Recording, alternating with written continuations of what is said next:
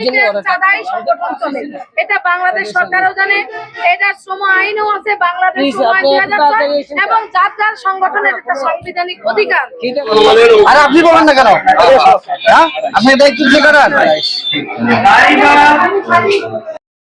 চাঁদাই সংগঠন চলে, এটা বাংলাদেশ সরকারও জানে, এটার শ্রম আইনও আছে, বাংলাদেশ শ্রম আইন 2006 এবং যার যার সংগঠনের একটা সাংবিধানিক অধিকার। আমাদের শ্রমিক, সকল শ্রমিক এখানে সিদ্ধান্ত নিয়েছে যে বিগত কয়েক মাস ধরে যে শ্রমিকদের জন্য আমরা কাজ করতেছি, এইখানে আমাদের গাড়ি ভাড়া থেকে শুরু করে মেট্রো রেল বিল থেকে শুরু করে 2 দিন থাকা খাওয়া মিনিমাম এখানে শ্রমিকদের জন্য আমাদের 12 থেকে 13 লাখ টাকা খরচ হয়েছে। সে টাকা দেন নাই, শ্রমিকরা দিয়েছে এবং নিজের টাকা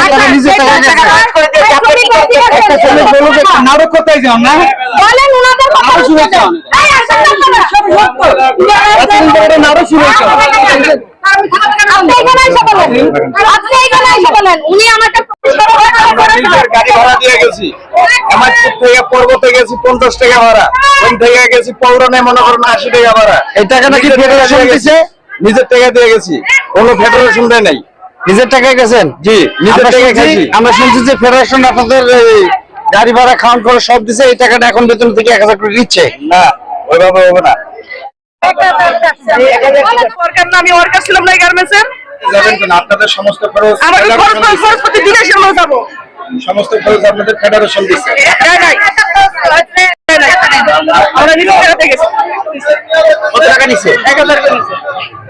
এই ব্যাপারে আপনারা সাথে কিছু বললেন না? কি বলবো আমরা? আমাকে না আছে কেন, কি কার বলবো?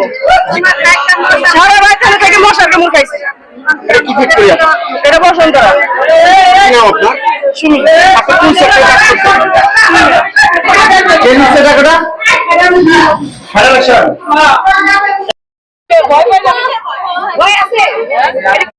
শ্রমিক সংগঠন, শ্রমিকের চাঁদাই সংগঠন চলে, এটা বাংলাদেশ সরকারও জানে, এটার শ্রম আইনও আছে, বাংলাদেশ শ্রম আইন 2006 এবং যার যার সংগঠনের একটা সাংবিধানিক অধিকার।